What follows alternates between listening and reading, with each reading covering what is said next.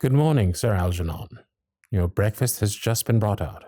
Mr. Cardlin, I am pleased to see that the staff has become familiar with my habits. 3 slices of bacon, eggs cooked just right. And we were able to procure the marmalade you prefer with your scones. So you did. I must say, I'm pleasantly surprised. You run a tight ship here, Cardlin.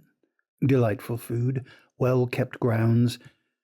If you're not careful, I might have to try and bring some of your staff under my employ. Thank you, sir.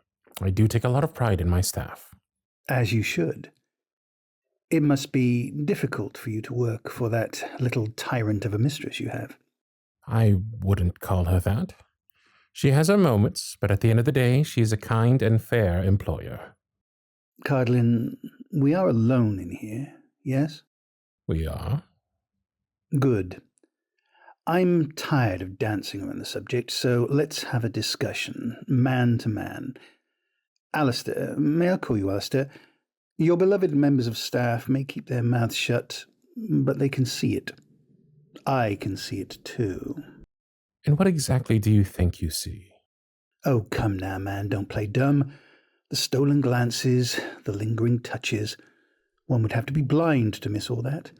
And even then, they could still hear you constantly whispering to one another. I was not prepared for an inquisition this morning, but I will not entertain the thought of continuing that vile rumor. Then let me ask you this. If those were merely rumors, then could you explain the footsteps I heard leaving Mr. Lacey's room late last night?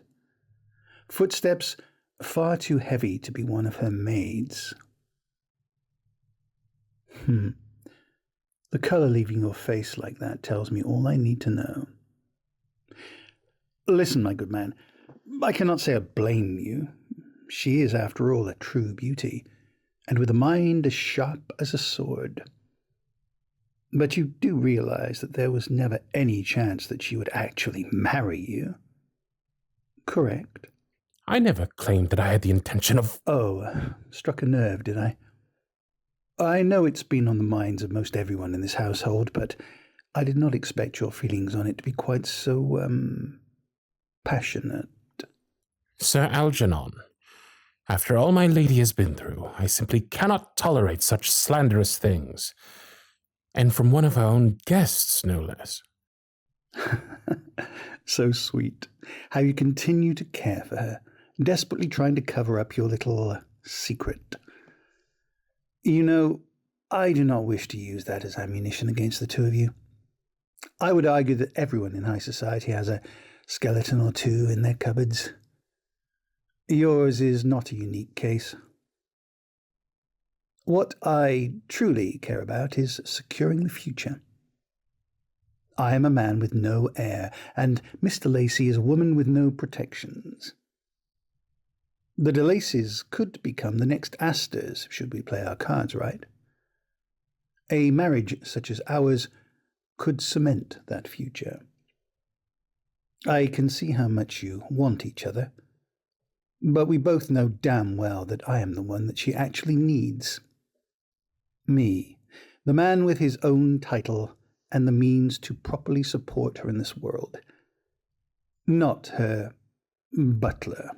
You speak very confidently about her, considering you've only been here a fortnight. I may not know her as well as you do, but I do know how the game is played. I suspect you knew it once too, but you seem to have forgotten it. Now, whether that's due to your extended time here in the country or your fondness for your mistress, I don't know, and frankly, I don't care. I am not a man totally bound by old traditions, you see. I do not expect her to be a perfect, demure little bride. She has her own desires, just the same as you and I. So, if you want to keep fucking her, I won't stop you. Oh, hell, my heir could be your bastard for all I care. But the world is not as progressive as I, so we must keep playing our parts for the public. So, be a good man and don't let your passion blind you to reality. Do not stand in the way of what Miss de Lacey really needs. If you want what is best for all of us, then I must marry her. Now, if you don't have better things to do here, could you possibly leave me to enjoy my breakfast in peace? Very well, sir. If you need anything else, the staff is always nearby. Yes, I know. Now, just go. What poor, directionless fools. Both of them.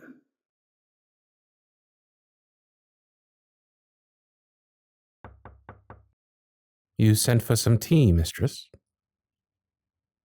Yes, well, when you asked if I would be the one to deliver it, I figured you'd want it as soon as possible.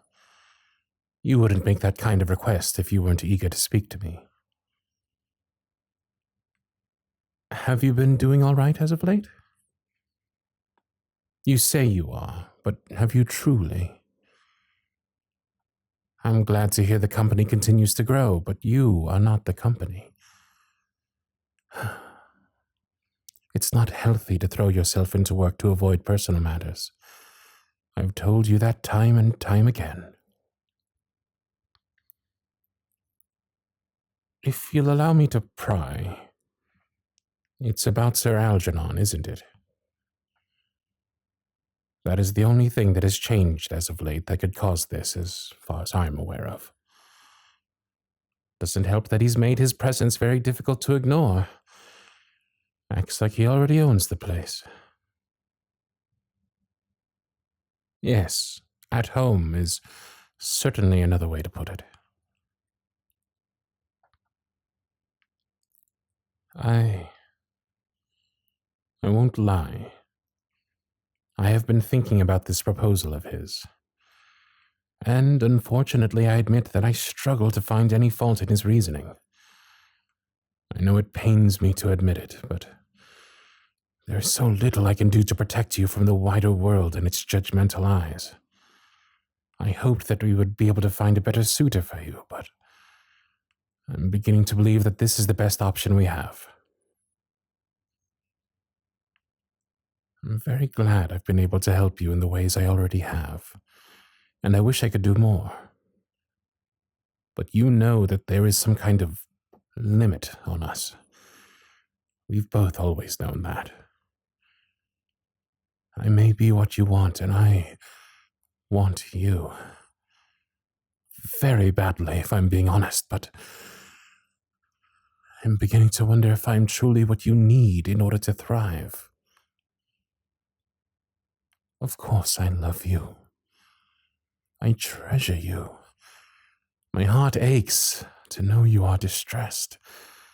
But right now, loving you means I must ensure that you are safe and secure, with a husband suitable for your station. I wish it could have stayed just the two of us, finally open and honest about our feelings. I wish I could go back to the night you brought me back here, holding you tight in my arms. I think that was the happiest I've ever been. And I want a future where we can be that happy again. I would chase any sliver of hope for that future to the ends of the earth. For some hope is better than none, right? Mistress.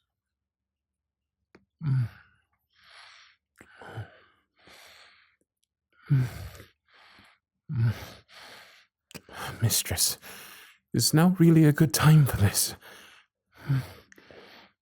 My lady, letting your passion flare up like this will not help us. I do know how this tends to help us both, but I don't think this is the answer right now. And now you're getting on your knees, my word. Please, don't do this to me. I can't. Of course I want to, I just don't know if, in good conscience, here and now. He heard us. Algernon heard me leaving your quarters last night. Yes, I know that he suspected it before, but we just ended up giving him confirmation. Thank the Lord he only heard me and nothing more. He told me this morning at breakfast. Such a smug look on his face when he did, too. Get up off the floor, please. We can't do this, not while he's still here. I know, I'm sorry. We can revisit our arrangement later.